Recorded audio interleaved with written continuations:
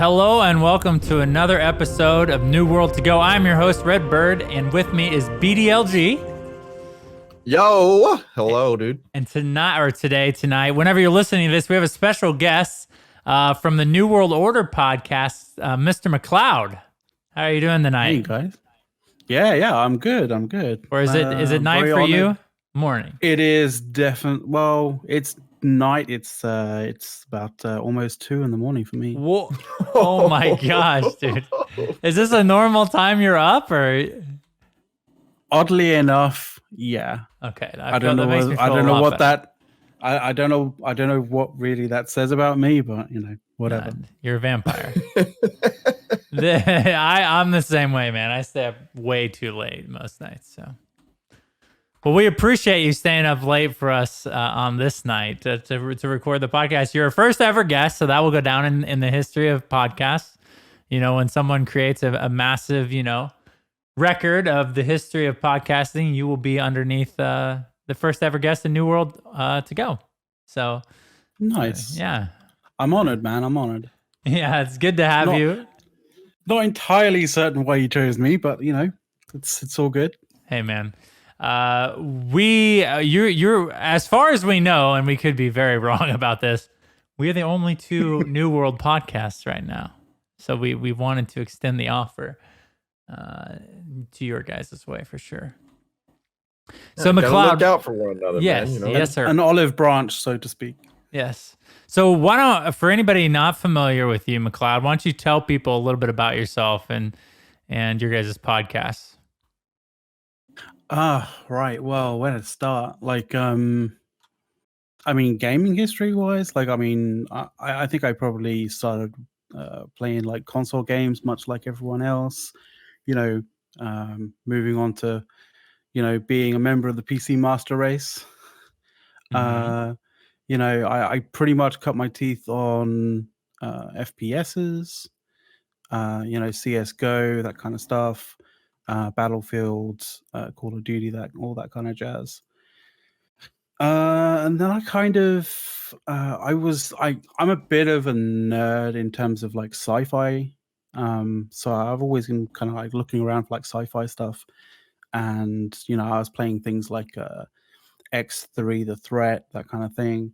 And those series of games. And then someone like told me about like EVE Online. And that was a rabbit hole all unto itself that I lost myself into for a fair number of years. And at one point, that game tends to spit you out. And then I ended up playing a few like a raid style games, things like Just Survive, which was previously called H1Z1. That was an experience. And kind of been doing those sorts of circuits, kind of played a bit of Rust here and there. And in doing all of this kind of stuff, I kind of got into podcasting, a little bit of streaming. Although I'm more of a sort of like a background person when it comes to like streaming stuff. So like I've been the engineer for a podcast called Talking Stations, which is like, I think it's now like the premier like podcast for EVE Online now. And obviously, my newfound fascination with New World. And so, I'm taking the skills that I learned there and honed there, and I'm applying it to our podcast with Commander A's at the New World Order show. Yes. I will say, EVE Online is one of my favorite games to hear stories about. Some of the treachery and everything that happens in that game I don't know why. I've never played EVE before, but every time I hear stories about that game, I'm always like willing to listen because of how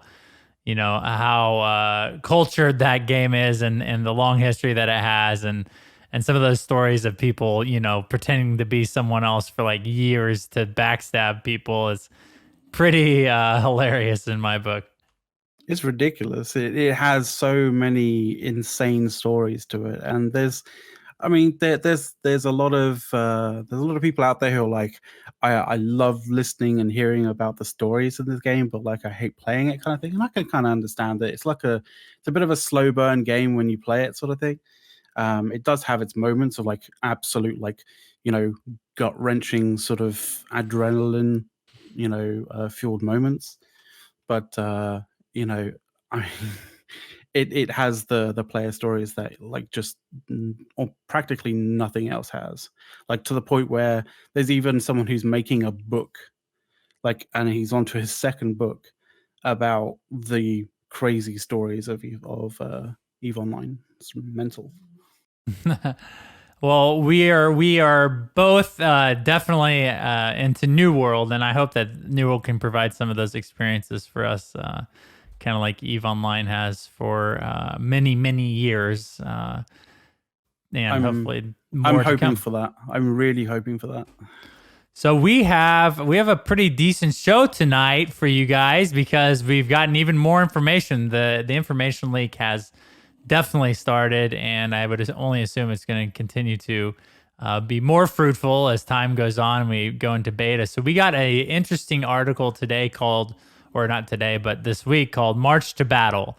They go over a lot of the faction information as well as some new features in PvP that I think most people are extremely excited about.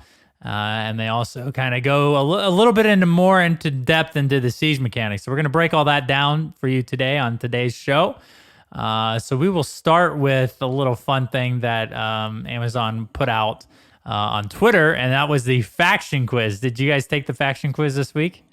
I did, dude, and I'm not gonna lie, I had to take it like 6 times because I wanted to get Syndicate so bad, and I couldn't get Syndicate. I got Marauder like 4 times, and I got Covenant, and then I finally landed, dude. It took me forever, but I got it, dude. And listen, it doesn't matter how you start the race; it just matters how you finish, okay? And I finished with Syndicate, and that's all that matters, Red. So don't hate, okay? I made it. I took it one time, Bordy, one time, and I got Syndicate, okay? Because you're an overachiever, dude, and nobody likes an overachiever. Nobody. Nobody.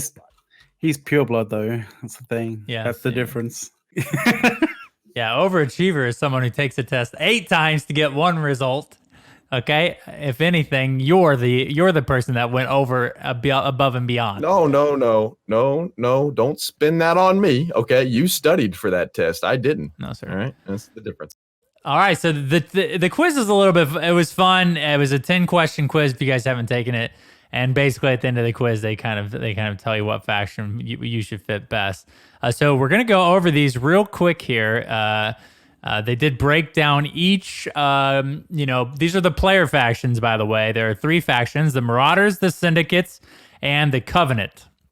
So the Marauders are a ruthless military force bent on establishing a free nation where anyone with the strength to do so can prosper or profit. So the Marauders, guys, it sounds a lot like America to me.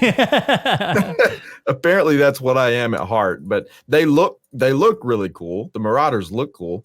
Out of all the three, the Marauders look the coolest, and the Syndicate, man, unfortunately to me, they sound the coolest, but they don't look the coolest. Here's the thing. This is a misconception, in my opinion. Now, they did throw like a 3-way split piece of art that we assumed, or I think a lot of people have assumed they're going to be the art styles of each faction. But Bordy and McCloud both, I'll let you guys ring in here. I've seen these pictures before, and they look like a lot like the sets that had the bonus, you know what I mean? One of the 9 or 10 or 12 sets that they kind of displayed that were different set bonuses. So I don't know. Do you guys think that these are like, the general art style of each faction, or do you think that, that these are just maybe pictures that they use to kind of fill the gaps? I think that each faction is going to have their own specific art style, kind of like this, because they've said that each faction is going to have specific armor to that faction. We know that, but however, that you could be able to get other stuff. You know what I mean? Like maybe there'd be transmog in the game. Who knows, man? That'd be dope.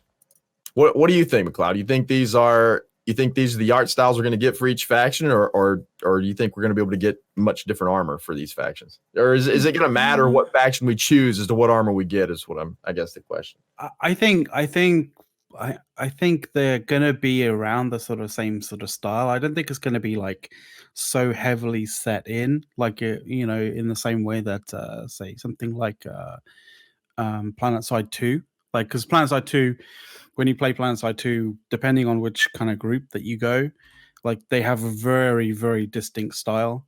I get the impression, and I wouldn't be surprised in the game that if you say like maybe someone decides to sell their armor from their faction on the open market, then maybe you might be able to buy it and wear it.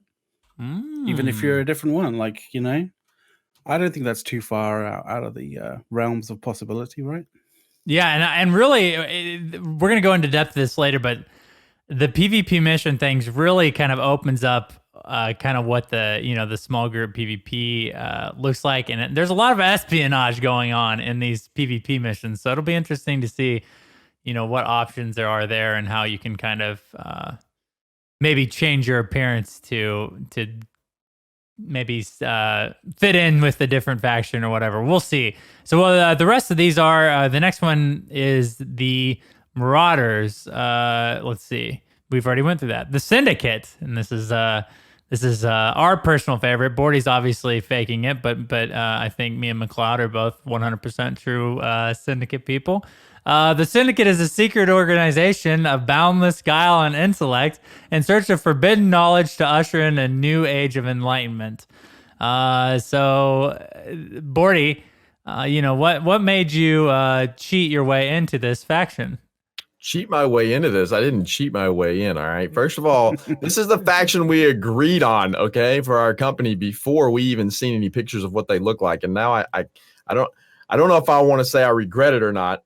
I don't regret it because I think it sounds cool. But I mean, who doesn't like it? It's like a secretive organization, dude. It's so dope. I love that kind of stuff. It almost reminds me of like the Dark Brotherhood or something out of Elder Scrolls lore, and it's really dope. I just like the description of the Syndicate, man, more than all the others. The Marauders are like there's just this ruthless military force just going around beating people up. I guess I like the Syndicate, man, secret organization type of thing, and plus they're smart, and that probably. I don't, maybe we should change our faction a little bit here, Red, because I'm not sure if you fall into this category or not. Guile and intellect? I mean, maybe guile. I'll admit, I'm not this, maybe, it doesn't say I have to be both. I can just be, I'm sneaky. I can be sneaky. One or the other. Yeah. But dude, I'm extremely excited that they kind of put out like, little tidbits about these factions because it's getting me hyped up about, again, I think identifying with one of these factions and really playing into that faction warfare is going to be a lot of fun. So the last one we have is the Covenant, is a fanatical order that has charged itself with cleansing the land of heretics and defilers so that only the true nature of the island can flourish and justice can be restored. McCloud, this is like I've seen a lot of people, and again, Reddit's not the best place to go for one unbiased information, but I see a lot of people saying that the Covenant is some extremist organization, extreme religion type thing, and they're 100% out on it. So you have any takes on the Covenant being something that you could see yourself getting behind? Hey, the Crusades was a very big part of the history of the world at some particular point. So makes sense to have a kind of fanatical religious group in there. Yeah, it's good. Again, I do think that the armor styles will be influenced by each faction, and so it'll be interesting to see the differences and it'll be even more interesting to see, I think, if this armor has any particular set bonuses that are different between each faction. Like if, a piece of plate armor from the Syndicate is different from a piece of plate armor to the Covenant or so on and so forth. So it'll be interesting to see if these really do affect the different armor things. And then again, how balanced are those going to be? So another tidbit we got here, guys, that was new that we haven't known before, but I think most of us assumed, is that you will be faction locked. So once you choose your faction at level 10 or whatever it ends up being at launch, you will be locked into that faction. And again, we kind of saw this coming because, I mean, how balanced would it be if everybody can just bandwagon their way to, owning a territory or whatever? So, Bordy, what do you think about faction lock? I think it's good, man. I think for a game like this, that's the only way to go, right? Like, I mean, especially, so the way I understand it and what I've heard, I don't know if this is completely accurate or not. And if you guys have heard different, please correct me. But I think you can only have one character per server per account. So like you can only have one character on one server, and that character is faction locked on that server. So if you ever want to change factions on that server, I would assume you have to delete your character and then start a new character to have a different faction, which I think is really good because it would suck if you could just bounce around faction to faction. That would screw up the whole siege system, I think. But I could be wrong. Is that what you guys have heard too? Is that how that works? One character per account per server? I mean, that's what I've heard. And to be fair, like the idea of forcing someone to make a choice and actually, to live with that choice, I think that's definitely a good thing for the game. Yeah. For longevity anyway. Yeah, for sure. So you got to be careful though choosing your faction, because if you choose the wrong faction of the company that you want to join, you're not going to be able to join that company. so if you're trying to join a company that's like the Marauders and you choose Syndicate, then you're kind of up a creek, right? Yeah, like that's the one thing which I hope Amazon Games kind of gets right, is to not force people who aren't quite like understanding the game and understanding the ramifications of their decision. Like, I hope that they don't force that decision on people like too early into the game kind of thing, because that could really, as you say, that could really screw up, like, if you have friends in a certain group and you didn't realize that certain group's only in a certain faction, you can't join it if you're in a different faction. Like, that can really screw your game up. And you can re-roll your character and then come back into the game again and choose the right thing, but all of that time that you spent up until the point where you realize you've made a mistake, that it's all written off. Yeah, I've also heard that level 10 is the magic number. At level 10 you can then opt into open world PvP and you can choose a faction. So to me, I don't know how much you can learn from level 1 to 10. In a lot of games, you level up from 1 to 10 extremely fast, and then you still really don't know what you're doing until much later. So I don't know how the leveling system works. I don't think probably any of us do at this point. But once the hopefully that's enough time to learn, and then at level 10, you can choose your faction. And again, I don't even know if it's level 10 100%. That's just from all reports that I've heard. So we'll see. Yeah, and I mean, you guys are making very valid points. This level 10 in an MMO is a very early, a very early level to make a massive choice like this. And again, I think if you're very limited to these faction choices with each server, and I mean, your company seems to be going to be exclusive to a server, right? I don't think your company is going to be present on every server. I think you're going to have to make a choice as a company leader. What server do you want to choose? And then at that point, you are kind of narrowing yourself down pretty you're limited to not only, yes, you have to choose the syndicate, but you also have to choose this company. I think these player choices are very important for the game and kind of identifying, your allegiance towards a particular faction or company. But there's going to be some massive mistakes that are going to be made here. And what happens if I decide, because I get the max level and that my company that I'm in, I don't really like the leader, or maybe it breaks apart, then what? Then you're still limited to whatever faction you've chose to get into another company. So that'll be interesting to see what they do there for sure. So moving on, this is it's going to be a really big part of the game. I think we've all kind of talked about this on our podcast. I know we for sure have over here. What are they going to do with small group PvP? What are they going to do to support the solo players? And how are they going to create an interesting way to force people into open world PvP and to incentivize flagging? Because now that they've moved away from, a full loot, always on PvP, how are they going to kind of, again, create this PvP environment that's going to drive this engine of siege warfare and everything like that? And they answered the question, guys, and it is PvP missions. I'm going to admit, speaking about my intelligence, I did not think of anything like this as an answer to the small group PvP or the open world PvP. But dude, I'm extremely excited that they've created this system. What are your guys' thoughts on PvP missions? They're amazing. I don't know if they're amazing because I haven't played it yet, but the thought and the premise behind them sound amazing. The whole time I've been saying that they needed to provide some sort of amazing incentive to get people to opt into PvP. And with these PvP missions, I don't know if you mentioned this yet or not, but once you accept a PvP mission, you are then opted into PvP, regardless of if you like it or not.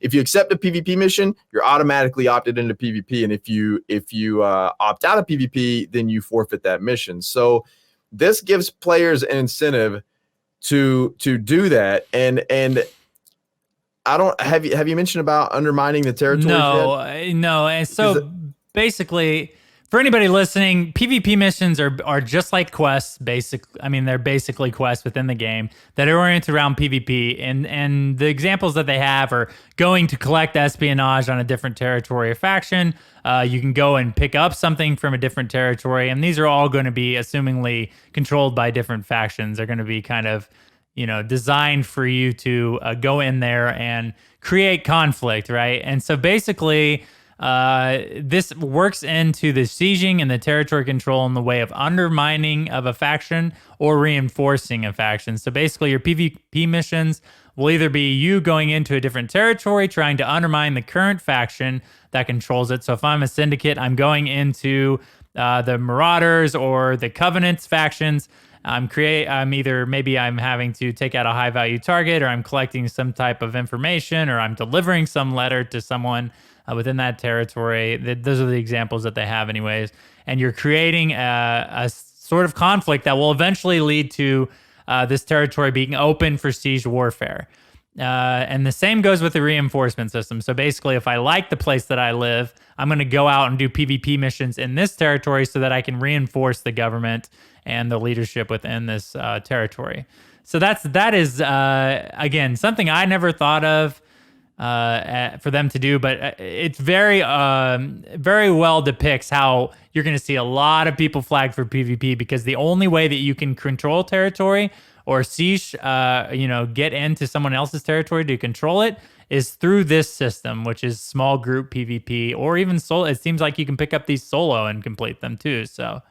Yeah, exactly. That's the point I was making before, is that everyone was so worried about, everyone wanted PvP servers and PvP zones. And I said all along that it doesn't matter as long as they get the incentive right, there's going to be open world PvP. And in my opinion, this seems like they're going to get it right with these missions, because what better incentive than to have that be the way you undermine these territories to be able to siege them, right? Like, that's a huge incentive. Because you want to take over that territory. The only way to take over that territory is to do these PvP missions to undermine the factions. So it's to me this system is really really good. It seems like it on paper anyway. What's your thoughts, McCloud? I'm really liking it, because the funny thing is, a lot of people kind of draw their inspiration as to whether this game should be this way or that way by things that they've played in the past, right? And I don't think I've ever experienced a game with a system of like this. So it's interesting, because it's like the third option, right? You give them two options, and then someone comes up and goes, well, how about this? And something like nobody's really like considered. And suddenly, you're throwing people a curveball, and like suddenly everybody's like, actually, they take the time to sort of like process it. And I've seen some people who really didn't process, like, I saw some comments out there about people who really did not process this article, talking completely out about this. But let me guess. Reddit? Maybe. No. But Please stop. There's no. That's just edit it out, Red. but this system is actually like it's a really fresh take on like generating like sort of small skirmish style stuff, which is exactly what you want as an alternative to the big sieges, right? Yeah, we knew that these 50v50 sieges were going to be basically the end game. And that seems to be like, game wide. Whether you're a crafter or you're a PvEer, you're going to be able to participate within this siege, this territory control, whether, again, maybe you're crafting all the high-end gear that your company is going to use in these sieges, or you're reinforcing the particular government with PvE quests or whatever. The siege warfare is going to be huge, but we always kind of question, like, how are they going to involve these people that really, which come with every MMO or every community of an MMO, that don't want to play with other people. They really want to experience the game in a solo type of way, that they really do, or maybe they only have like one other friend that they like to play with, and that's it. And again, these quests are going to seem right now to be a very important part of the end game, which is, again, creating windows for you to take over territories. And it's going to be cool because, and me and Bordy talked about this a little bit off air, about it's going to be cool, just like you can hang out outside in your territory waiting for other people to come into your territory to try to get their PvP missions done, and you can prevent them from doing that. All of these different aspects of these quests seem awesome. Again, it creates a reason to flag. It creates a reason to always stay flagged, because if I'm always flagged, that means if I see someone else trying to do their PvP quest, I can stop them from doing that, whether I'm out gathering or doing whatever I'm doing. So I think this is an awesome addition. And to your point, McCloud, I don't think a lot of people thought of something like this. And that's what we want. I think we all want to have fun. We all want to play a really good video game that we all enjoy. And sometimes it's things that we don't think about that are the best answer to the questions we have, which is something entirely new that none of us have experienced before. And I think these PvP missions is the perfect answer on paper for those questions. But do you know the other thing that kind of makes me realize that this has been thought out a little bit, a little bit more by, given a lot more thought, is it's like it's an inclusive mechanic, right? I personally kind of, I get this feeling from Amazon Games more and more and more as the time progresses, with information coming out about New World, is that they want this game to be inclusive to as many different play styles as possible. And that's encouraging. Yep. I get that feeling too, which is, yes, it is encouraging. They are implementing systems that make it possible, I think, completely possible to solo. It's solo friendly. There's going to be some good PvE content. The PvP is going to be large scale, and with these missions, small scale. Yes, I agree, man. I would echo that sentiment for sure. I think they're doing so far, from what they have released, it sounds like on paper that they are doing a fantastic job catering to almost every play style available. And it's awesome, man. Yeah.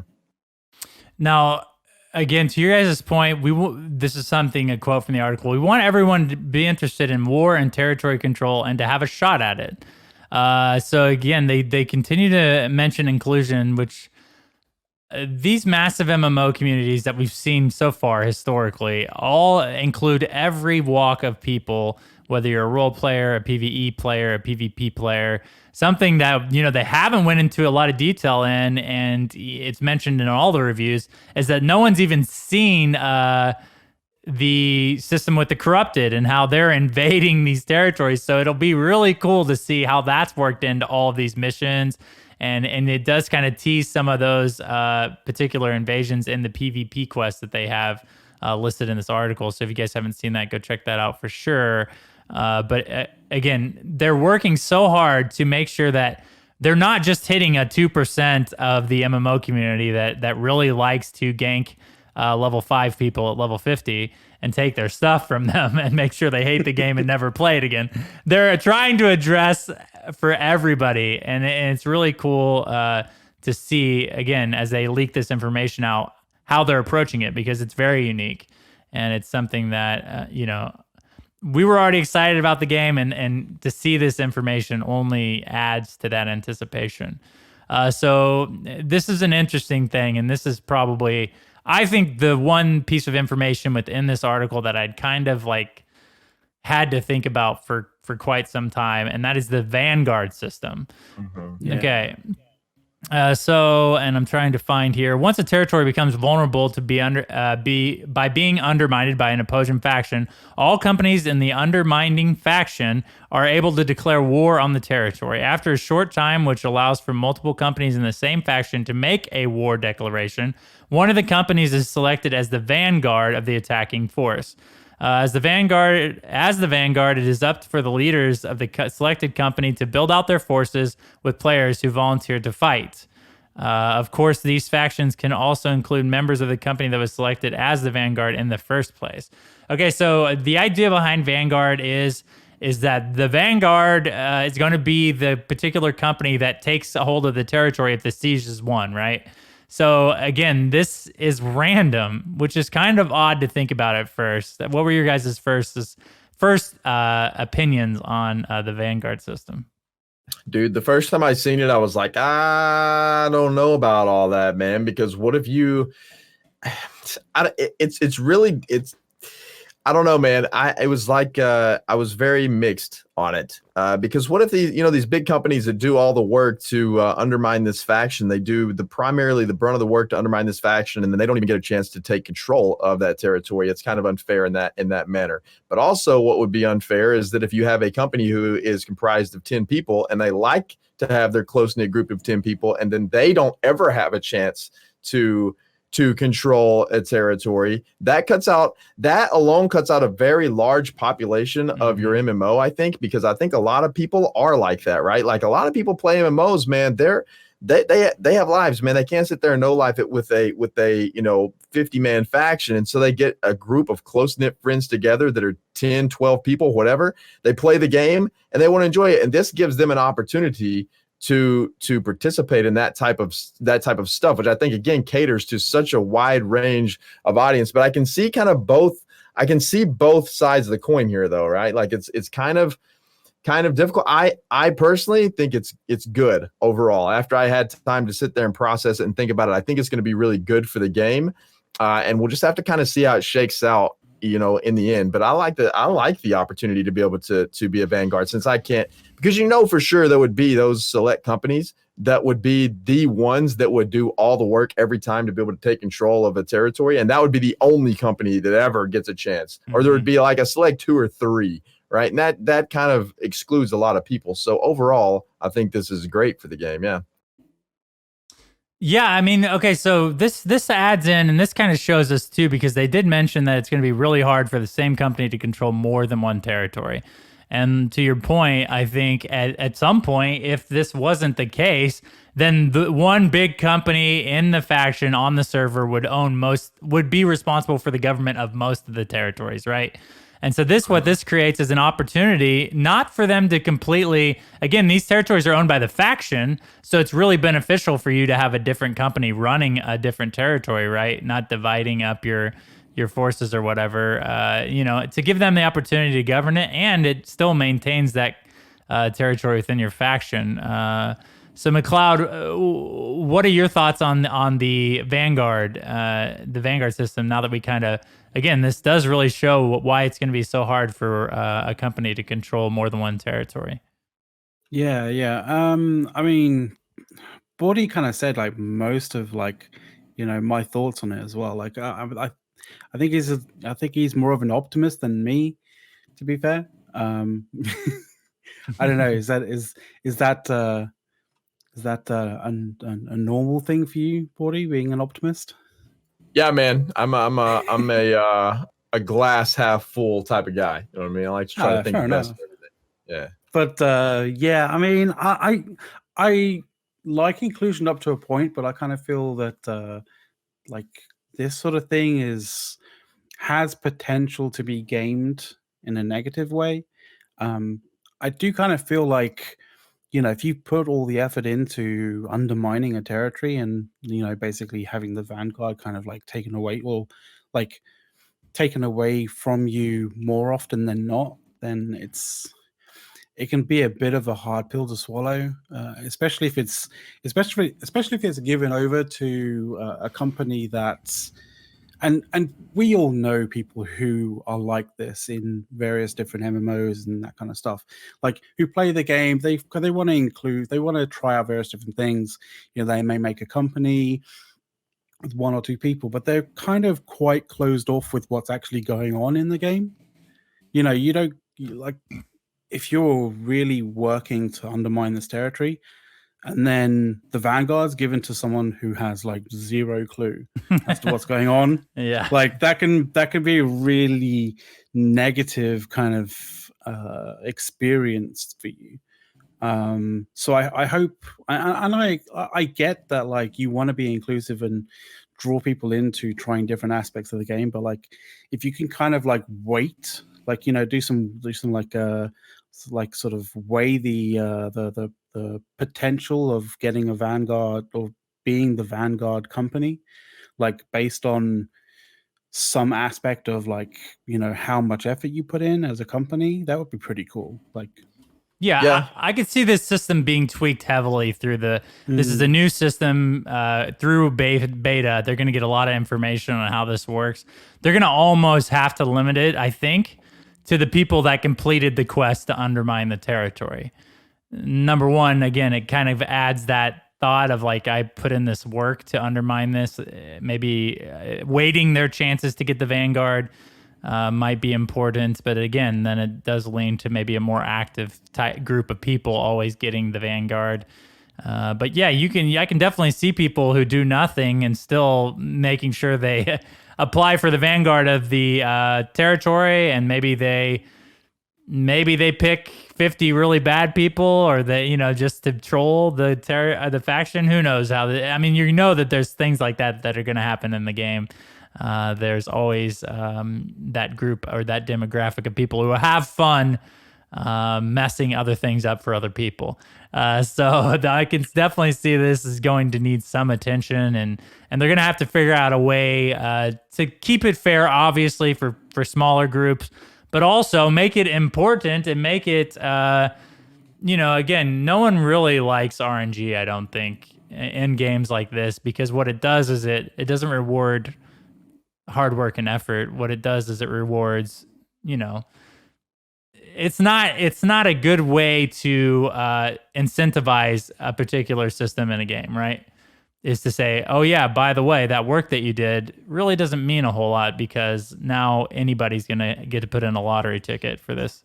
Yeah, but I think it does mean something in this game, and I'll tell you why. Okay, there's a couple of points I want to make here. Number one, you're getting buffs, and so every time your company owns any territory, regardless of who the Vanguard is, you get stronger as a faction as a whole. Okay, that's number one. Number two is I think it's a good thing. I think there's a point here that neither of you are thinking about that I kind of want to run by you, right? And let me just bear with me for a second, okay? So in games like this, a lot of times what you'll have one powerhouse faction, right? Okay. Now let's take a minute and let's think about that, like EVE Online, for example, and how many enormous guilds and enormous powerhouse guilds there are in that game that can just sit there and play the game for hours on end, and they just dominate, right? That's one game that does that, and every MMO has those people, right?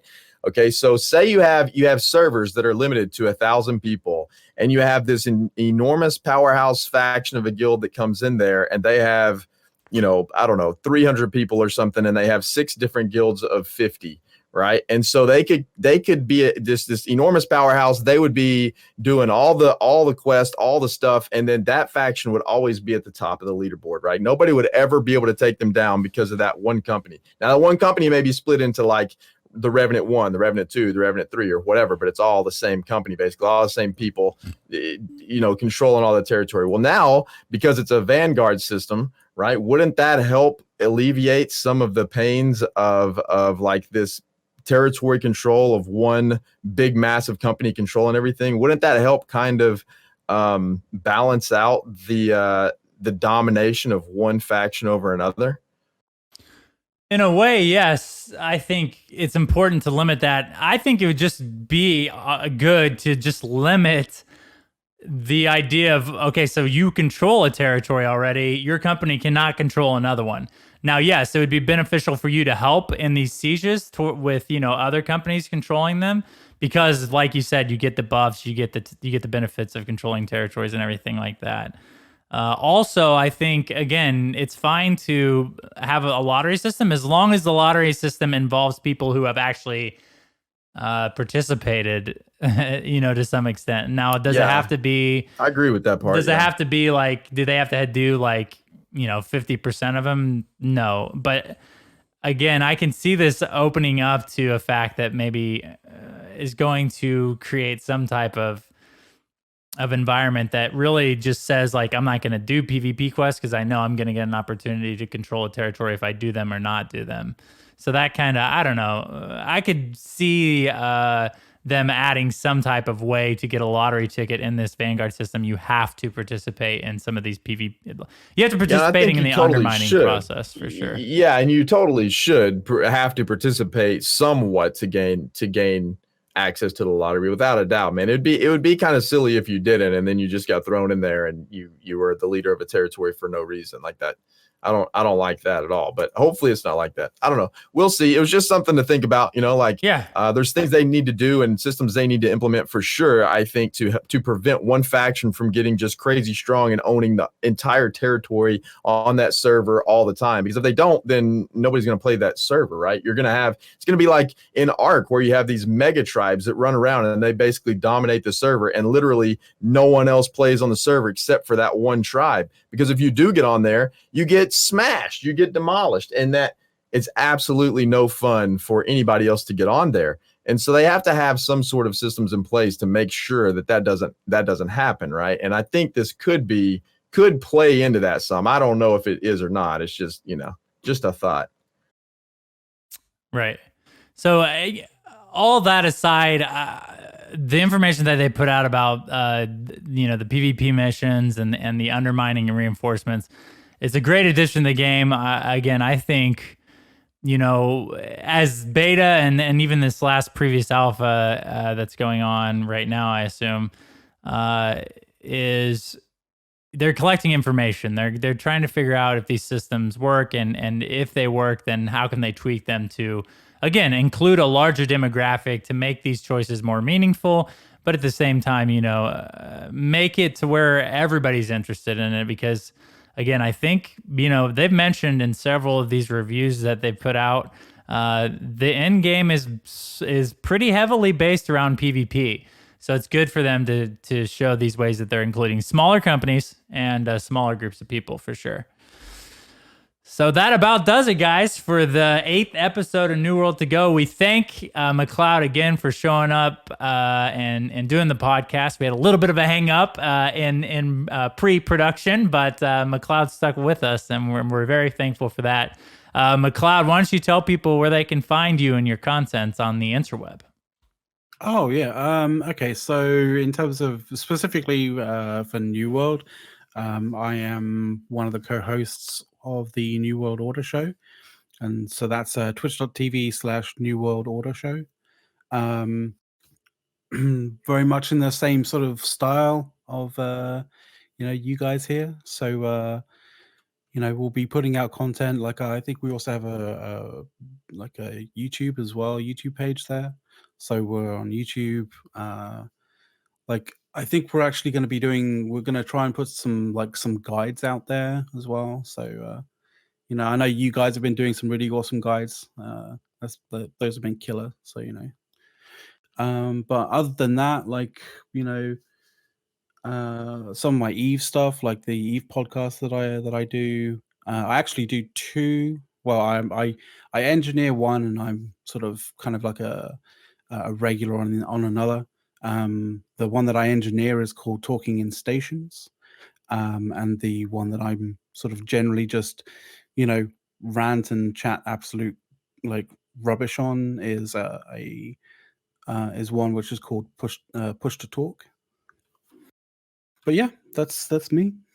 All right, we'll get all those links up in the show notes below. Bordy, why don't you tell people where they can find you? Yeah, sure. First of all, I just want to say thank you so much, McCloud, for joining us, man. It's been a pleasure, brother. Thank you for taking time out of your night to come over here and hang out with us, man. I thoroughly. Hey, no worries, dude. Yeah, man, great. It was awesome. So you can find me on YouTube, youtube.com/thebdlg. Twitter is @thebdlg, and Twitch is just twitch.tv/bdlg. And then, of course, over on studioloot.com.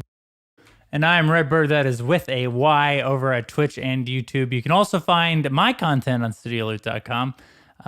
We are putting together, again, we're working on the company. We're hoping to have a decent group of people as we go into beta to kind of, test out the sieging and see how all of this works out. So if you're interested and if you need a syndicate-based company, come join us over there on our Discord. I want to specify that, you know what I mean? I don't want to mislead anybody. We are definitely heading down the syndicate path here. So we thank you guys for listening so much. Again, thanks to McCloud for being our first ever guest on the New World to Go podcast. And we will see you guys next time on another episode of New World to Go.